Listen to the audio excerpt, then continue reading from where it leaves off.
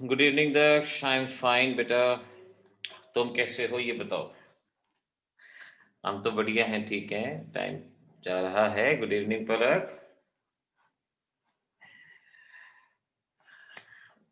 Great, Daksh is great. ठीक है ना। तो दक्ष आज से नाम क्या लिखेगा? दक्ष द ग्रेट। कितना बढ़िया रहेगा ना दक्ष। हाँ, बहुत अच्छा रहेगा। चलो फटाफट।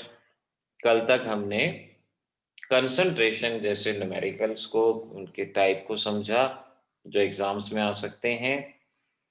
क्या कोई बच्चा बताएगा मोलैरिटी और मोलैलिटी में से प्रेफर किसको किया जाता है और क्यों? मोलैरिटी एंड मोलैलिटी प्रेफर किसको करते हैं और क्यों करते हैं? दक्ष, ठीक है ये जवाब, बट क्यों करते हैं? अगर ये भी आपसे पूछा जाए, ओजस्वी, क्यों करते हैं? सेवियर नहीं बेटा, ये आंसर नहीं है। दक्ष ठीक है, ओजस्वी ठीक है, जवाब करेक्ट। तान्या बिल्कुल सही आंसर, विद रीजन आपका जवाब सही है। विद रीजन सही है। देखो सीधी सी बात है। हाँ, केशव राइट, प्रियांशु सही है। प्रियांशु रीजन, अगर रीजन ही बता सकते हो तो बताओ।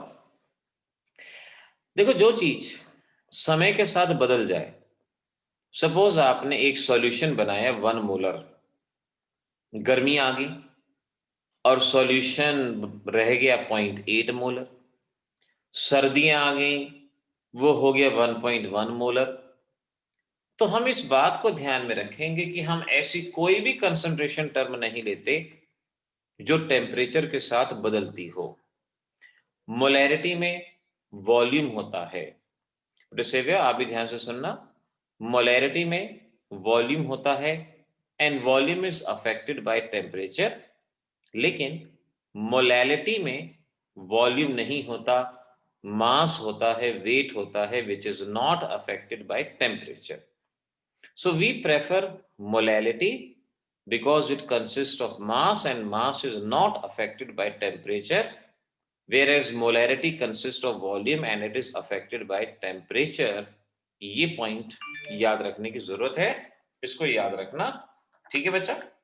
चलो आज आगे बढ़ते हैं और कुछ ना टॉपिक को थोड़ा थोड़ा पढ़ते हुए आगे बढ़ते हैं। जैसे पहला टॉपिक लेते हैं, वेपर प्रेशर।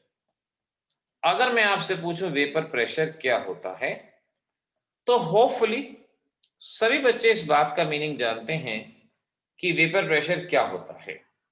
जैसे आपके पास एक कंटेनर है और इस कंटेनर के अंदर लिक्विड है, लिक्विड है यहां पर, और कंटेनर को आपने बंद किया हुआ है। Container is closed, container closed है, बिल्कुल पूरी तरह से बंद है।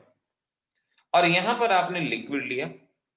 अब लिक्विड में धीरे धीरे एक फिनोमिना होता है जिसे इवेपोरेशन कहा जाता है। इवेपोरेशन, तो शुरुआत में लिक्विड में इवेपोरेशन होगा और जब वेपर बहुत ज्यादा बन जाएंगे तो उनका कंडेंसेशन होगा। इवेपोरेशन भी होगा और कंडेंसेशन भी होगा। एक कंडीशन ऐसी आएगी, जितना इवेपोरेशन होगा उतना कंडेंसेशन, यानी rate of evaporation becomes equal to rate of condensation. एक कंडीशन आती है, जब rate of evaporation becomes equal to rate of condensation, उसे इक्विलिब्रियम कहा जाता है। और उस इक्विलिब्रियम की कंडीशन पे इन वेपर्स का जो भी प्रेशर होता है, इसे वेपर प्रेशर के नाम से पहचानते हैं। इसे वेपर प्रेशर कहा जाता है। तो वेपर प्रेशर की सिंपल सी definition, the pressure exerted by vapors present above the liquid surface at equilibrium। इस पॉइंट को ध्यान रखना, pressure exerted by vapor, exerted by vapors at equilibrium, मैं शॉर्ट में लिख रहा हूं, pressure exerted by vapor present above the liquid surface at equilibrium। Equilibrium लिखना जरूरी है, तो उसे वेपर प्रेशर के नाम से पहचाना जाता है, वेपर प्रेशर उसको कहा जाता है। सिंपल सी बात है, जैसे जैसे आप इसको हीट करेंगे, हीट करने से मॉलिक्यूल्स की काइनेटिक एनर्जी बढ़ेगी, और काइनेटिक एनर्जी बढ़ने से वेपर्स बढ़ेंगे और वेपर प्रेशर बढ़ेगा। तो अगर आपसे पूछें इफेक्ट ऑफ टेम्परेचर, टेम्परेचर का इफेक्ट वेपर प्रेशर पे क्या होगा, अगर आपसे पूछा जाए effect of temperature on vapour pressure, तो आप क्या कहेंगे? Temperature is directly proportional to vapour pressure. आप टेम्परेचर बढ़ाएंगे, मॉलिक्यूल की काइनेटिक एनर्जी बढ़ेगी, इवेपोरेशन बढ़ेगा और वेपर प्रेशर बढ़ेगा। और यहीं पे साथ के साथ effect of non volatile solute, physical chemistry पढ़ते हुए आज मैंने शब्द इंट्रोड्यूस किया है non volatile solute. Non volatile solute, अब नॉन वोलेटाइल सॉल्यूट का पहले मीनिंग समझो। नॉन वोलेटाइल सॉल्यूट का मतलब होता है ऐसा सॉल्यूट जो वेपर नहीं बनाता, जो वेपर में नहीं बदलता। जैसे हमारे पास ग्लूकोज, सुक्रोज, कार्बोहाइड्रेट, ये यहां पर कुछ भी हो सकता है, यूरिया, सॉल्ट, कॉमन सॉल्ट, ये कुछ भी चीजें यहां पर हो सकती हैं। इनका वेपर नहीं बनता, ये वेपर में कन्वर्ट नहीं होते। अब सोच के देखो, कंटेनर है, कंटेनर में लिक्विड था, लिक्विड के वेपर बन रहे थे, लिक्विड वेपर में कन्वर्ट हो रहा था। आपने नॉन वोलेटाइल सॉल्यूट मिला दिया, अब नॉन वोलेटाइल सॉल्यूट सारे के सारे लिक्विड में फैल जाएगा, सारे के सारे लिक्विड में डिस्पर्स हो जाएगा। पहले लिक्विड पूरे सरफेस से इवेपोरेट हो रहे थे, लेकिन नॉन वोलेटाइल सॉल्यूट अड़ गया तो वेपर कम बनेंगे, और अगर वेपर कम बनेंगे तो वेपर प्रेशर कम हो जाएगा, वेपर प्रेशर डिक्रीज हो जाएगा। So we can say non volatile solute या amount of non-volatile solute is inversely proportional to vapor pressure, ये हम यहां पर कहेंगे। तो ये दो बातें याद रखना, temperature directly proportional to vapour pressure, और अगर नॉन वोलेटाइल सॉल्यूट डाल देते हैं तो वेपर प्रेशर कम हो जाता है। एक पानी लिया, नॉर्मल पानी, और पानी में नमक डाल दिया।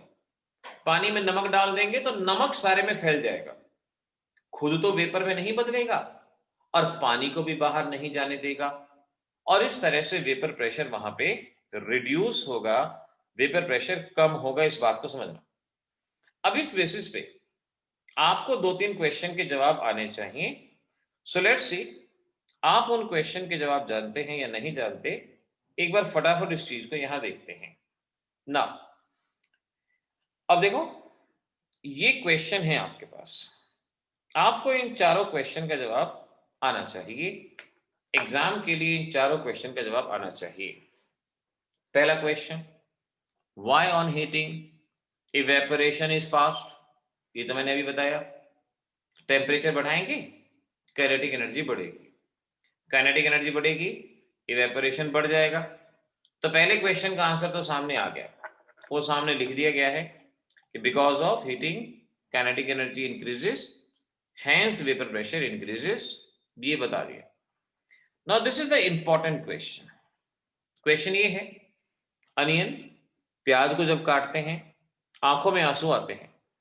कई लोग ये सोचते हैं कि आंसू इसलिए आते हैं, ये सोचते हुए कि यार देखो एक दिन ये भी काम करना था, प्याज भी काटनी थी।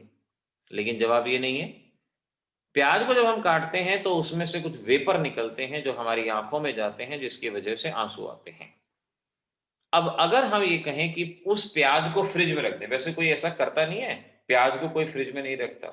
प्याज को अगर फ्रिज में रखेंगे ना तो फ्रिज में सारे में स्मेल फैल जाएगी, कोई रखता नहीं है। लेकिन साइंटिस्ट वही काम करते हैं जिसे कोई नहीं करता। तो किसी साइंटिस्ट ने देखा कि भाई प्याज को फ्रिज में रख दिया, उससे निकाला, काट के देखा, आंखों में आंसू नहीं आए। प्याज को पानी के अंदर लेके भी अगर काटते हैं तो आंखों में आंसू नहीं आते हैं। तो आखिर ऐसा क्यों हुआ? जवाब आप समझ सकते हो। दक्ष बेटा, इसका सिंपल सा आंसर ये है, प्याज अगर रेफ्रिजरेटर में है, टेम्परेचर कम हो जाएगा, और अगर टेम्परेचर कम होगा तो वेपर प्रेशर भी कम होगा, कम वेपर बनेंगे। टेम्परेचर कम होगा तो वेपर प्रेशर भी कम होगा, कम वेपर बनेंगे, कम वेपर बनेंगे तो आंखों तक कम वेपर जाएंगे, और इस वजह से वहां पे आंसू नहीं आएंगे।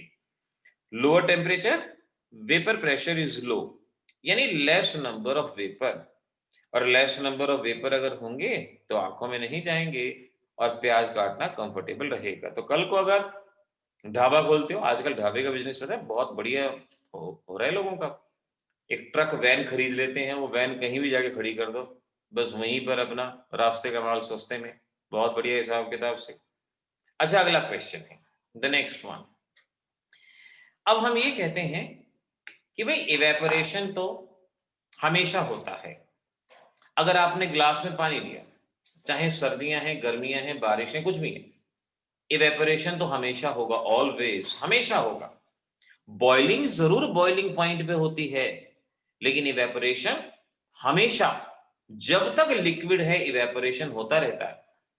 तो इस क्वेश्चन में ये कहा गया कि भाई जब इवेपोरेशन हमेशा होता है तो नदियों का सारा पानी क्यों नहीं सूख जाता, समुद्र का सारा पानी एक साथ क्यों नहीं सूख जाता। जब आप ग्लास में पानी लेके रखते हो, इवेपोरेशन तो होना ही है, तो वो सारा का सारा अपने आप क्यों नहीं सूख जाता। ओजस्वी, नॉन वोलेटाइल सॉल्यूट हमने नहीं डाल रखा बेटा, हम तो ये बिना नॉन वोलेटाइल सॉल्यूट की बात कर रहे हैं कि आपने पानी लिया, अब इवेपोरेशन अगर होना ही है तो सारा का सारा उड़ जाए। जैसे कभी स्पेस में नहीं देखते हो, स्पेस में वो लोग अपनी चेयर में बैठे होते हैं, अपने आप उड़ना शुरू कर देते हैं, इवेपोरेशन होना शुरू हो जाता है, चाहे वो 1 हो, 10 हो, 20 हो, 50 हो, सारे के सारे अपने आप उड़ना शुरू हो जाते हैं। सेव्य, आपने कहा इवेपोरेशन सरफेस फिनोमेना, चलो सेव्य देखो, ये सरफेस पे है, ये अगला, ये सरफेस वाला उड़ गया, अब अगले को उड़ जाना चाहिए, फिर उससे अगले को, फिर उससे अगली लेयर को, फिर उससे अगली लेयर को, यानी पूरा का पूरा पानी उड़ जाना चाहिए ना। लेकिन पूरा का पूरा पानी अपने आप उड़ता ही नहीं है, अपने आप नहीं उड़ता। प्रियांशु, इक्विलिब्रियम तो तब आता है ना जब ऊपर से क्लोज्ड कंटेनर हो। देखो, इक्विलिब्रियम के लिए मैंने कंडीशन क्या बताई थी, कंटेनर है, क्लोज्ड है, तभी तो वहां पे कंडेंसेशन होके लिक्विड नीचे को आएगा, तभी तो वहां पर इक्विलिब्रियम आएगा। अगर कंटेनर खुला हुआ है तो इवेपोरेशन होके निकलता जाए, निकलता जाए, निकलता जाए। जैसे सपोज आप क्लास में बैठे हो, क्लास बहुत बोरिंग है, आप क्या करोगे, एक एक दरवाजे से निकलता जाएगा, पहले एक निकलेगा, दो निकलेगा, तीन निकलेगा, चार निकलेगा, और थोड़ी देर में मालूम पड़ा कि क्लास में लॉकडाउन लग गया, कोई नहीं बचा, सारे चले गए। ऐसा ही तो पानी के साथ भी तो हो सकता है ना, वो भी तो इंसान है, कि धीरे धीरे धीरे धीरे पानी उड़ता चला जाए, एक लेयर, दो लेयर, तीन लेयर, चार लेयर।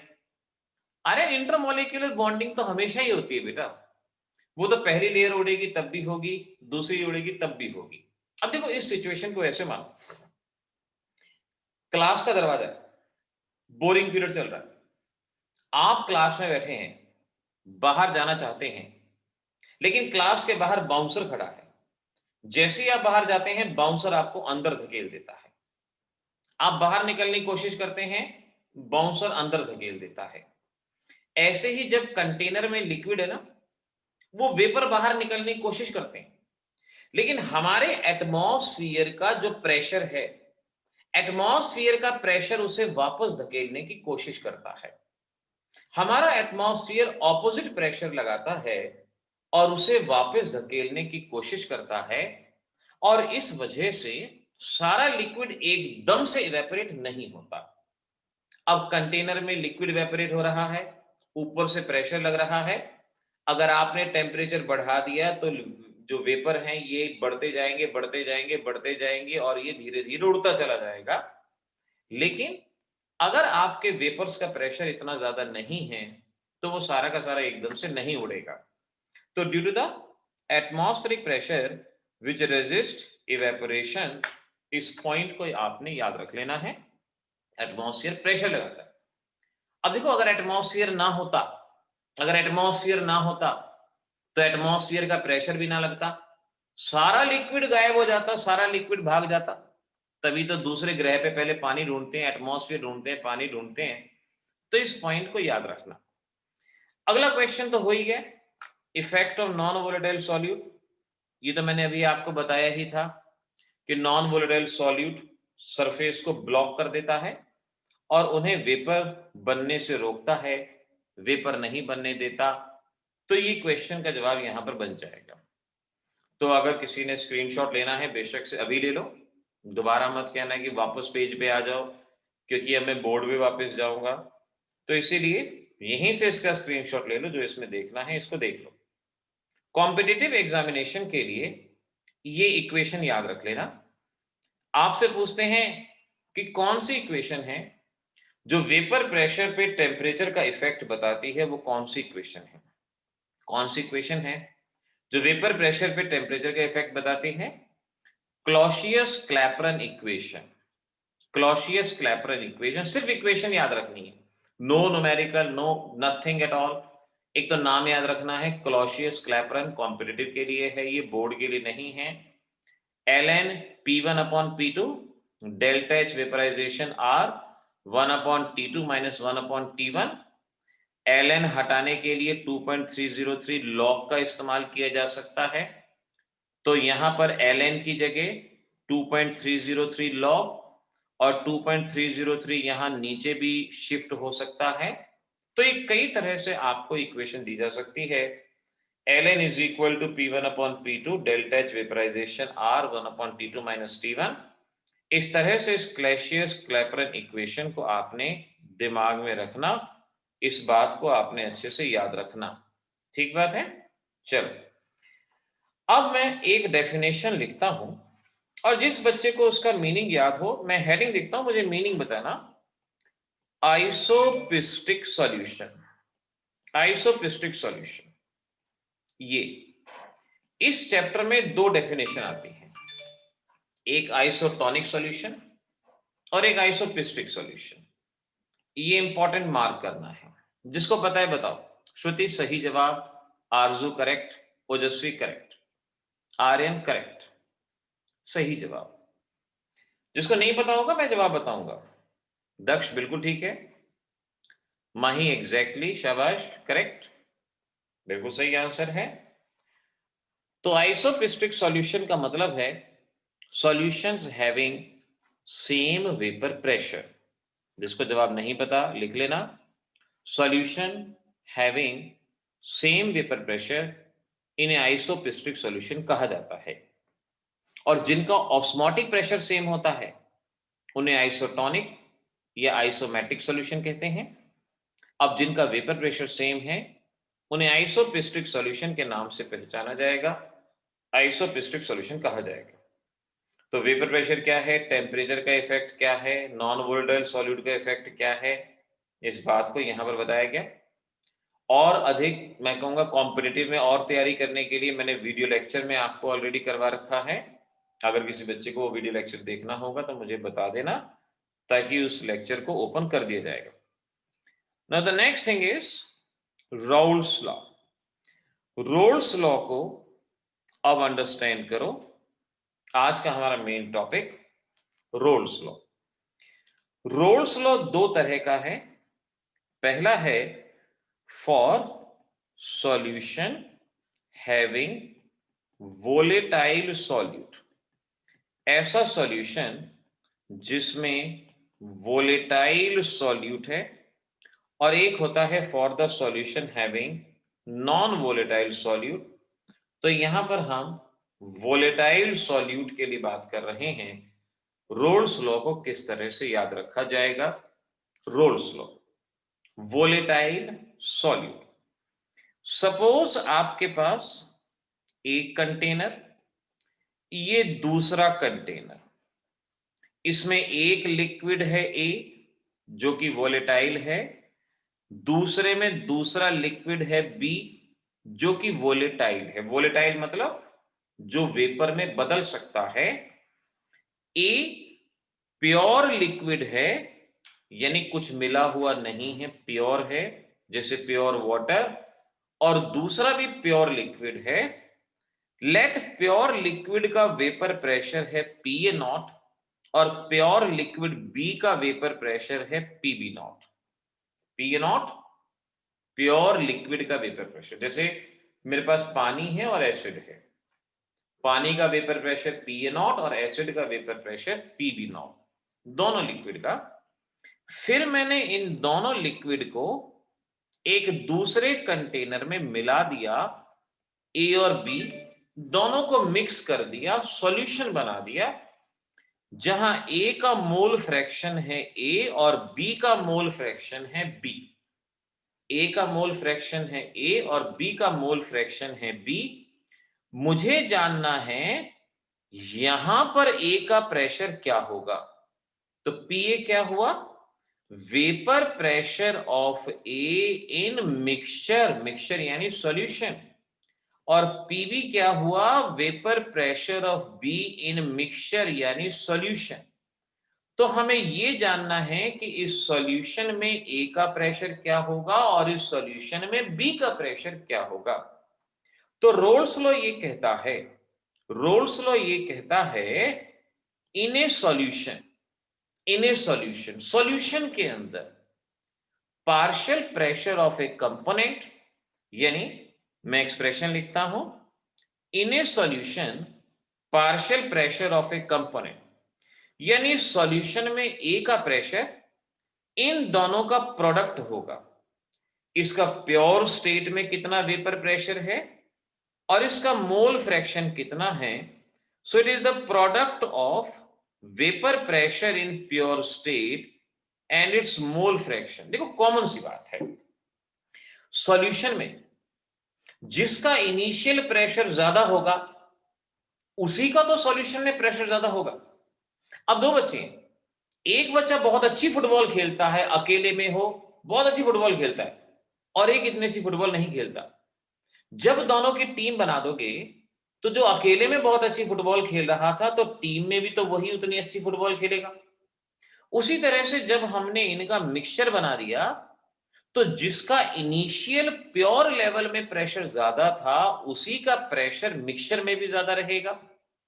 तो यहां ये कहा गया कि partial pressure in a solution, ये vapour pressure in pure state पे भी डिपेंड करता है और उसके मोल फ्रैक्शन पे यानी उसके अमाउंट पे भी डिपेंड करता है कि जितना ज्यादा अमाउंट होगा और जितना ज्यादा vapour pressure in pure state में होगा। ऐसे ही P B is equal to X B into PB naught, ये हमारे पास रोल्स लॉ का एक्सप्रेशन है।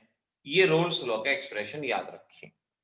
डेफिनेशन बेशक से लिख लो, partial pressure in a solution, partial pressure in a solution is the product of mole fraction and vapor pressure in pure state. Partial pressure in a solution is the product of vapor pressure in pure state and mole fraction, इसे हम roles law के नाम से पहचानते हैं। अगर आपसे कहना हो भाई टोटल प्रेशर क्या होगा, so that will be equal to PA plus PB. ये पीए प्लस पीबी के बराबर होगा, यानी जो ए का प्रेशर है और जो बी का प्रेशर है उसके बराबर होगा। अब यहां पर इक्वेशन नंबर 1 से आप पीए की वैल्यू पुट कर दो और इक्वेशन नंबर 2 से पीबी की वैल्यू, तो आप देख पाएंगे पी टोटल का एक्सप्रेशन जो हमारे पास बनता है वो कुछ इस तरह से बनेगा, X A into P naught plus X B into PB naught. ये एक्सप्रेशन हमारे पास बन के आता है। तो ऐसे न्यूमेरिकल पहले कॉम्पिटिटिव में जब सब्जेक्टिव क्वेश्चन आते थे वहां पर इस बेसिस पे न्यूमेरिकल आया करते थे, लेकिन अब क्योंकि वो हिसाब किताब है ही नहीं तो इसमें आगे ज्यादा जाने की जरूरत ही नहीं है। इसको यहीं पर आपने रोक देना है और यहीं पे समझ लेना है कि पार्शियल प्रेशर दो बातों के ऊपर डिपेंड करता है और ये कब होगा, सॉल्यूशन केस में। इस बात को ध्यान रखना, सॉल्यूशन केस में इस बात को याद रखा जाएगा, इसको समझना। ऐसे ही अगर सॉल्यूशन गैसियस हो, अगर सॉल्यूशन गैसियस हो तो गैसेस के केस में क्या होता है, वहां पर जो एक्सप्रेशन आता है वो आता है डाल्टन्स लॉ का। अगर आप गैसेस की बात कर रहे हैं, इस बात को अलग से बेटा नोट भी कर देना जो मैं करवा रहा हूं। फॉर गैसियस सॉल्यूशन, अगर आपके पास गैसियस सॉल्यूशन है तो वहां पर रोल्स लॉ नहीं, डाल्टन्स लॉ अप्लाई होता है, जो आप 11th में पढ़ते थे। और डाल्टन्स लॉ ये कहता था कि partial pressure is equal to mole fraction into total pressure, into total pressure. दोनों में थोड़ा सा फर्क है। रोल्स लॉ में है mole fraction and vapour pressure in pure state, vapour pressure in pure state. यहां पर vapour pressure in pure state नहीं है, यहां क्या है, P total.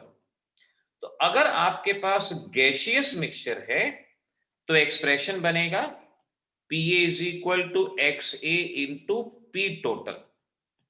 X mole fraction होता है, क्योंकि एक्स वाली टर्म हमने लिक्विड के लिए इस्तेमाल की है, तो गैसेस के लिए हम एक्स नहीं वाई का इस्तेमाल करते हैं। वाई भी यहां मोल फ्रैक्शन को रिप्रेजेंट करता है, जस्ट दोनों को डिफरेंट शो करने के लिए।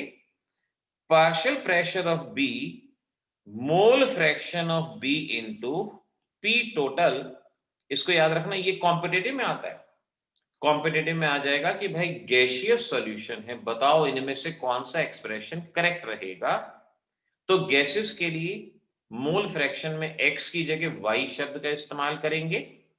और अगर हम PA डिवाइडेड बाय PB कर दें तो ये बनेगा YA upon YB P total. P total से P टोटल कैंसल आउट हो जाएगा, और इस तरह से partial pressure of A is equal to y of A divided by partial pressure of B y of B। ये एक्सप्रेशन याद रखना, ये एक्सप्रेशन गैसियस सॉल्यूशन के लिए अलग से लिख लेना, कॉम्पिटिटिव के लिए मार्क कर देना, बोर्ड एग्जाम के लिए नहीं, कॉम्पिटिटिव के लिए ये एक्सप्रेशन पूछा जाएगा। और लिक्विड सॉल्यूशन साथ के साथ ये भी लिख लेना। अगर लिक्विड हो तो मैंने बताया PA is equal to XA PA naught, PB is equal to XB PB naught. ये आपने दोनों बातें याद रखनी है, क्योंकि कई बार कंफ्यूजन हो जाने की वजह से हम इसमें से किसी चीज को भूल जाते हैं। लेकिन यहां से अब आपने इसको अच्छे से याद रखना है, अच्छे से इसको समझने की कोशिश करनी है।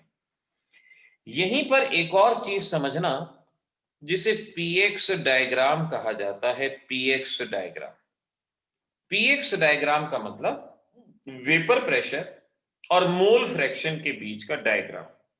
P stands for vapor pressure and X stands for mole fraction। इनके बीच के डायग्राम को PX डायग्राम कहा जाता है। देखो, हमें यह बताया गया कि partial pressure is equal to mole fraction and vapour pressure in pure state. P है vapour pressure in pure state. अब एक बात हमेशा ध्यान रखना, एक बात हमेशा ध्यान रखना कि किसी भी प्योर लिक्विड का वेपर प्रेशर, किसी भी प्योर लिक्विड का वेपर प्रेशर कांस्टेंट टेम्परेचर पे हमेशा कांस्टेंट रहता है। किसी भी प्योर लिक्विड का वेपर प्रेशर कांस्टेंट टेम्परेचर पे कांस्टेंट रहता है, और वो वेपर प्रेशर किसी और का नहीं होता। सॉल्यूशन का वेपर प्रेशर मिल सकता है। सॉल्यूशन, देखो इस बात को समझना, जैसे पानी है। अब इस वाटर का वेपर प्रेशर, जो इसका वेपर प्रेशर है वो इसी का रहेगा, किसी और प्योर लिक्विड का वेपर प्रेशर वाटर जितना नहीं आएगा। तो every liquid has unique vapour pressure, और जो पर्टिकुलर टेम्परेचर पे कांस्टेंट रहता है। दो सॉल्यूशन का वेपर प्रेशर सेम हो सकता है। सॉल्यूशन में प्योर लिक्विड नहीं, दो चीजें मिला दी जाती है, दो या दो से ज्यादा चीजें मिला दी जाती है। तो किसी प्योर लिक्विड का वेपर प्रेशर किसी और से रिजेंबल नहीं करता, ये कांस्टेंट रहता है। यानी ये चीज तो रहेगी कांस्टेंट। तो इसका मतलब ये हुआ कि सॉल्यूशन में पार्शियल प्रेशर मोल फ्रैक्शन पे डिपेंड करता है। मोल फ्रैक्शन पे डिपेंड करता है सॉल्यूशन में पार्शियल प्रेशर। इसका मतलब ये हुआ मोल फ्रैक्शन पे डिपेंड करता है, यानी मोल फ्रैक्शन ज्यादा होगा तो उसका पार्शियल प्रेशर ज्यादा होगा, मोल फ्रैक्शन ज्यादा होगा तो पार्शियल प्रेशर ज्यादा होगा। नाउ लेट, अब इस ग्राफ को सीखना, क्योंकि ये आज भी काम आएगा, कल भी काम आएगा। इस ग्राफ को अंडरस्टैंड करना। सपोज मैं कहता हूं मेरे पास सिर्फ एक सब्सटेंस है X, एक सब्सटेंस है A, दूसरा सब्सटेंस यहां पे नहीं है, तो जो भी वेपर प्रेशर होगा वो A का होगा, PA कह लो, PA नॉट कह लो, क्योंकि जो भी प्रेशर होगा वो यहां पे A का होगा, क्योंकि कुछ और यहां पे नहीं है। अब जैसे जैसे मैं लेफ्ट टू राइट जाता हूं, लेट ए का मोल फ्रैक्शन घटता है, ए का मोल फ्रैक्शन डिक्रीज होता है। Mole fraction is directly proportional to vapour pressure. अब जैसे जैसे लेफ्ट टू राइट जाएंगे, ए का मोल फ्रैक्शन डिक्रीज होगा तो इसका वेपर प्रेशर भी डिक्रीज होगा। This is a line for the vapour pressure. Let यहां पर हमारे पास बी है, राइट हैंड साइड पे सिर्फ बी है, ए नहीं है, तो जो भी प्रेशर होगा वो किसका होगा? बी का होगा, क्योंकि मैंने कहा कि दो प्योर लिक्विड का वेपर प्रेशर सेम नहीं हो सकता। तो मैंने ए का कम दिखाया है, बी का ज्यादा, मर्जी है आपकी, चाहे बी का कम दिखा दो, ए का ज्यादा दिखा दो, सेम नहीं दिखाना, क्योंकि दो प्योर लिक्विड का वेपर प्रेशर सेम नहीं होता। अब राइट टू लेफ्ट जाएंगे, लेट बी का अमाउंट डिक्रीज होगा। राइट टू लेफ्ट जाने पे बी का अमाउंट डिक्रीज होगा, तो इसका वेपर प्रेशर भी डिक्रीज होगा इस तरह से। तो हमारे पास ये लाइन बनी P A is equal to X A into P A naught A के लिए, और ये लाइन बनी बी के लिए P B is equal to X B into P B naught. और अगर इनके एंड्स को हम मिला देंगे तो ये होगा total pressure. This is P total which is equal to P A plus P B. इस ग्राफ को इस तरह से बनाना याद रखना, जैसे यहां बताया इस तरह से बनाना याद रखना। इसे कहते हैं पीएक्स डायग्राम। और जो सॉल्यूशन इस तरह के ग्राफ को शो करते हैं उन्हें आइडियल सॉल्यूशन कहा जाता है, उन्हें आइडियल सॉल्यूशन कहते हैं। आइडियल सॉल्यूशन आगे बताऊंगा मैं, यहां से डेफिनेशन याद रखना। Solution which obey Raoult's law, क्योंकि ग्राफ तो रोल्स लॉ के हिसाब से है। Solution which obey Raoult's law over entire range of concentration, उन्हें आइडियल सॉल्यूशन कहते हैं। ये ऐसा सॉल्यूशन जो इस तरह का ग्राफ शो करता है उसे आइडियल सॉल्यूशन के नाम से पहचाना जाता है। ये पॉइंट याद रखना। तो मैंने अभी आपको ये बताया रोल्स लॉ वोलेटाइल लिक्विड के लिए कैसे लिखना है, गैसेस के लिए डाल्टन्स लॉ आता है, तो गैसियस सॉल्यूशन के लिए क्या लिखना है, लिक्विड सॉल्यूशन के लिए क्या याद रखना है, पीएक्स डायग्राम। और जो सॉल्यूशन इसे फॉलो करते हैं उन्हें आइडियल सॉल्यूशन के नाम से पहचाना जाता है, इस बात को ध्यान रखना। सेकंड है हमारे पास Raoult's law for solution having non volatile liquid. Non volatile liquid ऐसा सॉल्यूशन जिसमें नॉन वोलेटाइल सॉल्यूट है, जरूरी नहीं है कि लिक्विड ही हो, नॉन वोलेटाइल सॉल्यूट है। अब इसके लिए देखो कैसे हम इस एक्सप्रेशन को यहां पर ले पाएंगे, कैसे इस एक्सप्रेशन को यहां समझते हैं। सपोज आपके पास ये एक लिक्विड है, ये लिक्विड है, solvent A is the solvent, let A is the solvent. इसमें मिला दिया non volatile solute, non volatile solute. पिछले केस में क्या था, दोनों के दोनों वोलेटाइल थे, वेपर बनाते थे, दोनों के दोनों वेपर बनाते थे। लेकिन यहां पर ए वोलेटाइल है, बी वोलेटाइल नहीं है, तो सिर्फ और सिर्फ ए के वेपर बनेंगे, बी के वेपर यहां नहीं बनेंगे। ए के वेपर बनेंगे, बी के वेपर नहीं बनेंगे। So we can say vapour pressure of solution simply equal to the vapour pressure of solvent, क्योंकि सॉल्यूट के तो वेपर प्रेशर बन ही नहीं रहे, सिर्फ और सिर्फ सॉल्वेंट के वेपर प्रेशर बन रहे हैं। तो vapour pressure of solution is equal to the vapour pressure of solvent. Mathematically आप इसको ऐसे लिखेंगे, PS is equal to PA. PS हो गया vapour pressure of solution, PA हो गया वेपर प्रेशर ऑफ सॉल्वेंट। अब ऊपर देखो रोल्स लॉ में रोल्स लॉ में पीए मैंने किसके बराबर बताया है? पीए मैंने बताया, देखो, P A is equal to X A into P A naught. यहां बताया P is equal to X A into P A naught. यहां पर इस वैल्यू को पुट कर दिया जाए X A into P A naught, या P A naught into X A, हम इसको ऐसे लिख दें, P A naught into X A. ये हमारे पास एक्सप्रेशन आ गया, P A naught into X ए यहां पर बन गया इक्वेशन नंबर 2। वी नो, आप अच्छे से जानते हो, X A plus X B is equal to 1, कल भी बताया था, X A plus X B is equal to 1 and X A is equal to 1 minus X B, put the value.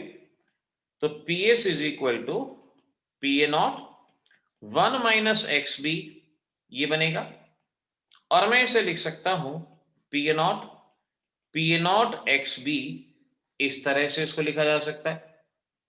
अब ऐसा करो, ये नेगेटिव है ना, इसे दूसरी तरफ ले जाओ और पीएस को दूसरी तरफ ले आओ, यानी इन दोनों चीज की अगर हम साइड बदल दें तो मैं इस एक्सप्रेशन को लिख सकता हूं P A nought X B, P A nought minus P S, ये लिखा जा सकता है, ये लिखा जाएगा।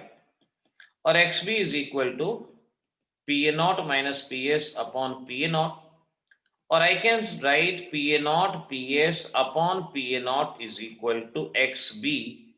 ये यहां पर एक्सप्रेशन बनता है, इस एक्सप्रेशन को यहां पर लिखा जाएगा। अब इन शब्दों का मीनिंग, पी ए नॉट है vapour pressure in pure state, vapour pressure of solvent in pure state. PS है vapour pressure of solution, vapour pressure of solution. X B है मोल फ्रैक्शन, बी किसके लिए शब्द इस्तेमाल हुआ? Solute, mole fraction of solute. P A nought minus P S, ये है lowering of vapour pressure, lowering of vapour pressure. और P A nought minus P S upon P A nought को कहते हैं relative lowering of vapour pressure. इसे relative lowering of vapour pressure कहा जाता है, relative lowering of vapour pressure. तो definition बनेगी अब यहां पर, डेफिनेशन देखो कैसे, ये टर्म मैंने किसके बराबर बताई? Relative lowering of vapour pressure. और ये किसके बराबर है? Mole fraction of solute. तो हमारी डेफिनेशन अगर नहीं लिखनी है तो बेशक से नोट कर लेना। It states that relative lowering of vapor pressure for a solution, relative lowering of vapor pressure for a solution is directly proportional to mole fraction of non-volatile solute. Relative lowering of vapor pressure of a solution is directly proportional to mole fraction of non-volatile solute. ये definition है roles के second law की। Second law की इस definition को यहां से note करके रखो, ये डेफिनेशन आपको पता रहे। तो यहां तक आज मैंने जो एक्सप्रेशन कराया है, इस एक्सप्रेशन को यहां तक याद रखना। इक्वल भी लिख सकते हो, डायरेक्टली प्रोपोर्शनल भी लिख सकते हो। वैसे यहां पर प्रोपोर्शनल उसने शब्द का इस्तेमाल किया था, इक्वल शब्द का इस्तेमाल नहीं किया था, लेकिन बनता है क्योंकि रिलेटिव लोअरिंग है। इसका मतलब क्या हुआ? जितना मोल फ्रैक्शन ज्यादा होगा उतना वेपर प्रेशर कम हो जाएगा, ये इस बात का मीनिंग है। आज बच्चों थ्योरेटिकल हो गया, कल हम इसके बेसिस पे प्रॉब्लम्स सॉल्व करेंगे, और वक्त बचा तो कल ideal solution, non ideal solution की तरफ भी बढ़ेंगे। इन एक्सप्रेशन को यहाँ पर इसको अपने अच्छे से याद करके आना, डिराइव करके आना। इसमें एक एक्सप्रेशन और आता है, उसको मैं बताऊंगा कल और उसके बारे में देखेंगे। ओके मनन, ठीक है। इसकी रिकॉर्डिंग बेटा आज नहीं कल अपलोड होगी इसकी रिकॉर्डिंग, ठीक है ना। आप जब तक वीडियो लेक्चर जो है रोल्स लॉ का, उस वीडियो लेक्चर को बेशक से देख लेना।